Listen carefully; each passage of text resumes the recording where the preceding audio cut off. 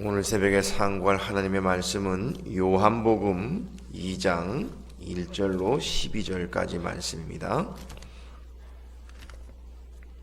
신약성경 요한복음 2장 1절부터 12절까지 말씀을 저와 여러분이 교독하겠습니다. 요한복음 2장 1절로 12절입니다. 제가 먼저 1절 말씀을 읽겠습니다. 사흘째 되던 날 갈릴리 가나에 혼례가 있어 예수의 어머니도 거기 계시고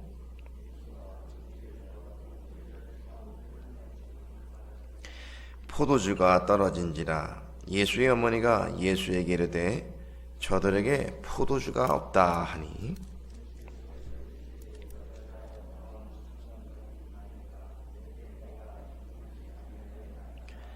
그의 어머니가 하인들에게 이르되 너희에게 무슨 말씀을 하시든지 그대로 하라 하니라.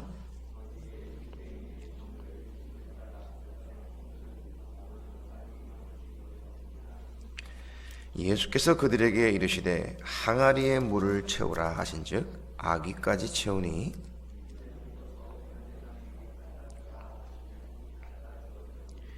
연회장은 물로 된 포도주를 맛보고도 어디서 났는지 알지 못하되 물도온 하인들은 알더라. 연회장이 신랑을 불러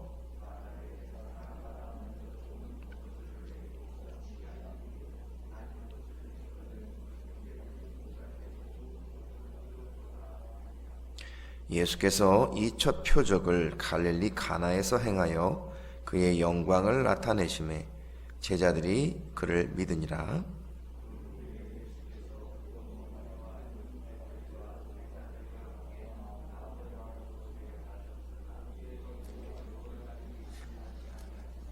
아멘.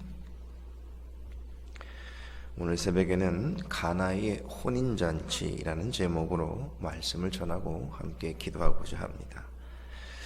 인생에 있어서 기쁨과 축제의 백미는 바로 결혼식입니다. 이 결혼의 의미를 오늘날 우리의 신앙으로 표현하자면 바로 신랑 되신 예수님과 교회와의 결혼으로 나타낼 수 있습니다. 예수님은 신랑으로서 교회의 머리가 되셔서 신부를 사랑하시는데 그 사랑하기가 죽기까지 사랑하셨습니다. 여기에 신부는 남편 되시는 예수 그리스도를 신랑으로 맞아서 그를 생명을 다해 사랑하기를 다짐하고 결심합니다. 그러나 실제의 결혼식 그 자체로서의 기쁨과 또 이 환희와 즐거움은 그 결혼식이 끝나고 나서 여러 해를 지나고 나는 동안에 어려움을 맞습니다. 그것이 무엇이냐면 이 결혼식을 하기 전에는 혼자 살아가고 여러 가지 어려움을 느끼지를 못하다가 이제 두 인격이 만나서 하나가 되는 데 있어서 그 과정이 쉽지가 않다는 것입니다. 여러 가지 홀로 있을 때에 느끼지 못하던 이제 그런 것이 점점 생겨가는데 이 권태기가 생기게 되고 결국에는 파경을 맞게 되는 상황까지 이르는 그런 이 커플들이 많이 있다는 거죠. 우리의 신앙도 이제 비슷한 면이 있는 것 같습니다. 신앙생활 가운데 얼마 동안은 별다른 어려움이 없다가 최근에는 여러 환난과 어려움들이 겹치게 되고 요즘 들어서는 2년여 동안에 지속되는 이 코로나로 인해서 거리두기, 이 방역 당국의 정책 때문에 사람들이 이 거리를 둠으로써 신앙의 권태기가 든다는 거죠. 그래서 교회에 꼭 나아갈 필요가 있겠느냐. 그래서 집에서 예배를 드린다는 겁니다. 사람들과의 관계를 가지지 않게 된다는 겁니다. 요즘 말로 속된 말로 뭐라는 말을 합니까? 가난한 교인이 된다는다. 그렇게 말을 하죠. 가나안을 거꾸로 하면 뭡니까? 안 나갑니다. 안 나가서 집에서 신앙생활 한다는 거죠. 여러분, 오늘 이 본문의 말씀은 우리에게 무엇을 말씀해 주고 있을까요? 오늘 우리는 이 본문을 살펴보면서 하나님께서 주시는 말씀을 우리가 깨닫고자 합니다. 1절과 2절을 보시면 이렇게 되어져 있습니다. 예수님의 가족이 이 혼인잔치집에 초대를 받게 됩니다. 예수님뿐만 아니라 그의 제자들도 함께 이 초대함을 받게 되는데, 그 당시의 결혼은 마을 전체의 잔치이기 때문에 먹을 것과 마실 것 그리고 기쁨으로 즐기는 한마당입니다. 그런데 이 문제가 생기게 됩니다. 무엇이냐면 혼인집 잔치에 이 포도주가 떨어지게 된 것입니다. 이 포도주는 혼인집 잔치의 백미이죠. 그래서 포도주가 떨어지게 되면 일순간 잔치의 흥겨움이 사라지게 되고 원성과 불만이 오게 될 수 있다는 겁니다. 그래서 이 잔치를 여는 신랑 측에서는 이 포도주가 떨어지지 않도록 해야만 합니다. 그래서 만약에 포도주가 떨어지게 되면 다른 것을 대체할 수 있는 것이 있어야 하는데, 그래서 이 혼인집 잔치에서 이 포도주는 정말 중대한 상황이 된다는 겁니다. 그런데 예수님의 어머니가 예수님께 이렇게 말을 합니다. 저들에게 포도주가 없다라고 말하는 겁니다. 이 말의 의미는 무엇이겠습니까? 예수님 보고 이 포도주에 대한 것을 책임지라는 이야기겠죠. 그런데 예수님은 이에 대해서 이렇게 말씀하십니다. 4절에 보니까 예수께서 이르시되 여자여 나와 무슨 상관이 있나이까? 내 때가 되지 아니하였나이다. 예수님의 이 말씀은 거절로 들리는 듯한데, 예수님의 어머님은 예수님이 이 하신 말씀을 제대로 들었는지는 모르겠으나 자기가 하고자 하는 일을 추진하고 있습니다. 5절에 보니까 너희에게 무슨 말씀을 하시든지 그대로 하라고 합니다. 사실 이 부분에서 왜 예수님이 어머님께서 예수님에게 혼인집의 문제인 일을 예수님께 부탁했을까? 우리는 궁금합니다. 또 예수님은 왜 그 문제를 들고 그 문제를 들고 자기에게 말했을 때 아직 내 때가 되지 않았다라고 대답했을까? 이건 역시 우리들에게 궁금함을 유발하는 말씀입니다. 예수님의 어머니 마리아는 결혼하는 집과 어떤 관계가 있었을 것입니다. 그래서 아들에게 이 문제에 대한 것을 분명히 부탁하신 것이 분명할 것입니다. 이는 예수님께 그러한 능력이 있다는 것을 알고 부탁하고 있는 것이겠죠. 그러나 예수님의 대답은 이 일에 대해 나와 무슨 상관이 있냐라고 했지만, 사실 예수님의 마음은 이 일에 대해서 해결하는 뜻을 가지고 있습니다. 다만 이 어머니 마리아가 그 일에 대해서 주도권을 가질 수 없다라는 겁니다. 왜냐하면 예수님께서 행하시는 기적은 하나님 아버지께서 주도권을 가지고 행하셔야 하기 때문입니다. 다 무슨 말씀이냐면 그 기적에 대한 것은 하나님의 영광에 기인되기 때문에 그렇다는 겁니다.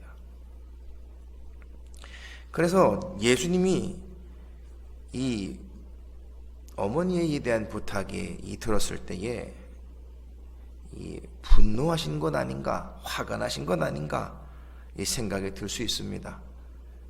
근데 그런 것이 아니라는 겁니다. 왜냐하면 어머니 마리아에 대한 호칭이 여자여이기 때문입니다. 이 여자여라고 했을 때 어머니 보고 어머니라고 안 부르고 왜 여자여라고 부를까?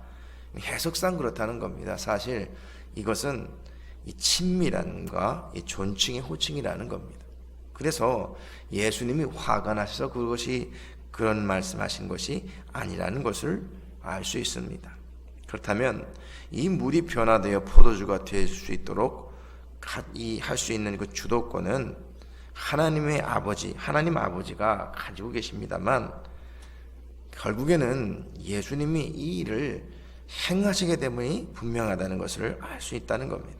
다만 하나님이 이 일을 행할 때는 하나님의 나라와 그 영광이 관련되어 있기 때문에 이 예수님께서 함부로 할 수 없다라는 것을 말씀하고 있는 거죠.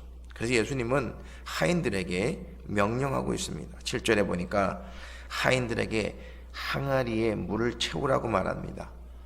그 물은 어떤 물인가 하냐면 연회장에 들어오게 될 때, 집에 들어오게 될 때 손을 닦는 물입니다. 가만히 허드렛 물이라는 말씀이죠. 그럼 이걸 어떻게 마실 수 있겠습니까? 그런데 그 물을 채우라고 말씀합니다. 그리고 8절에 보니까 그것을 떠서 연회장에게 갖다 주라고 말씀합니다. 여러분, 이 물이라게 더군다나 추처가 어떤 물이라는 걸 알게 되면 아마 그 연회장은 장난이 아닐 것입니다. 그런데 하인들이 예수님이 하신 말씀을 듣고 그대로 순종합니다. 그러자 어떤 일이 벌어집니까? 9절 7절에 보니까 연회장은 그 물로 된 포도주를 맛보고 감탄에 이릅니다. 그리고 신랑을 불러서 말하되 사람마다 먼저 좋은 포도주를 내고 취한 후에가 낮은 것을 내거늘 그대는 지금까지 좋은 포도주를 두었도다 라고 칭찬하고 있습니다. 여기서 이 사건이 마무리되면 이 일은 한낱 결혼식에서 빚어지는 좋은 일로 그치게 됩니다. 그러나 사도 요한은 11절에 이런 말씀을 하고 있습니다. 함께 11절 말씀을 읽겠습니다. 시작. 예수께서 이 첫 표적을 갈릴리 가나에서 행하여 그의 영광을 나타내심에 제자들이 그를 믿으니라. 12절을 함께 보겠습니다.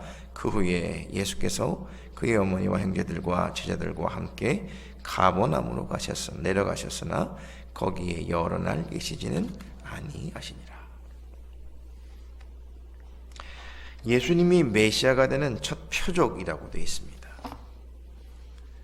그런데 이 표적의 특징은 많은 사람들에게 공개되지 않고 오직 예수님의 어머니와 하인들, 제자들만 아는 숨겨진 사건이었습니다.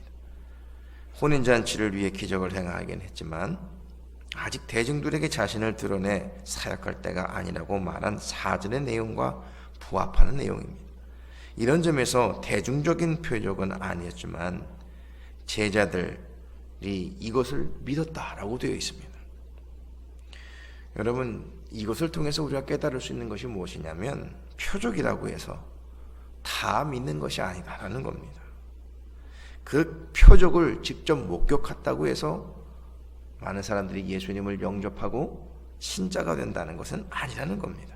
오히려 그 표적이 걸림돌이 될 수 있다는 거죠. 드러난 말씀을 통해서 우리가 깨달을 수 있는 것은 우리의 신앙은 표적에 따른 문제가 아니라 예수님과 바른 관계를 맺는 것이 중요하다라는 겁니다. 사랑하는 성도 여러분, 우리가 모르는 동안에도 하나님의 역사는 계속해서 진행되고 있습니다. 우리가 누리고 있는 이 달콤한 나라, 이 달콤한 하나님 나라의 축복이 있기까지 하나님의 역사가 있었고 사람들의 순종이 있었습니다. 은혜는 그렇게 값없게 다가옵니다만 아무런 대가를 치지 않은 채로 그 은혜에 대해서 기쁨으로 즐거움으로 즐기는 이들이 있습니다. 적어도 집주인과 하인은 이 포도주의 정체가 무엇인지를 알고 있었고 잔치집은 다시 기쁨을 되찾았다라는 겁니다. 예수님의 가나 이 혼인잔치집의 표적은 결국 하나님 나라의 기쁨을 되찾아주는 역할을 하게 되는 것입니다.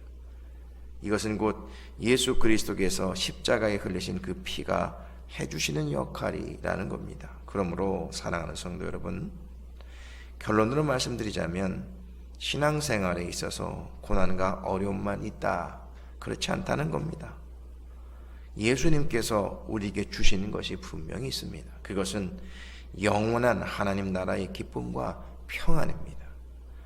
이 평안이 있다는 사실을 우리가 알기 때문에 어려움과 환난 가운데서도 주님을 바라보고 나아갈 수 있는 것입니다. 그러므로 사랑하는 성도 여러분, 우리의 이 예수님의 첫 표적을 통해서 하나님의 나라를 아는 자들, 그리스도를 믿는 자들에게 있어서 주시는 위로와 또한 세임을 받으시기를 예수님의 이름으로 축원을 드립니다. 기도하겠습니다.